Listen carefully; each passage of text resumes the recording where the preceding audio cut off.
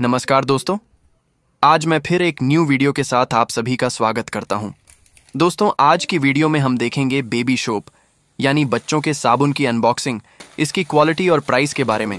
चलिए इस पार्सल को फटाफट खोलकर देखते हैं। दोस्तों, मैंने अमेज़ॉन से ये ऑर्डर किया था। इसमें दो टाइप के सोप है, पहला जॉनसन बेबी सोप और दूसरा हिमालय का बेबी सोप। ये दोनों ही पैकेट में 3 सोप हैं और एक फ्री है, यानी टोटल 4 हर साबुन 100 ग्राम का है। ये दोनों मुझे पड़े हैं 254 रुपये के। देखने में काफ़ी अच्छा है और इन दोनों प्रोडक्ट को मैंने यूज़ किया है। काफ़ी अच्छा प्रोडक्ट है और कीमत भी बहुत बजट फ्रेंडली है। लोकल शॉप से लेने पर महंगा पड़ता है। एक बार आप ज़रूर ट्राई करें। आप भी चाहें तो इसे मंगवा सकते हैं। दोस्तों, इस वीडियो में इतना ही। मिलते हैं नेक्स्ट वीडियो में एक नई जानकारी के साथ। अगर मेरी जानकारी अच्छी लगी हो तो एक लाइक और चैनल को सब्सक्राइब करके सपोर्ट ज़रूर करें। धन्यवाद।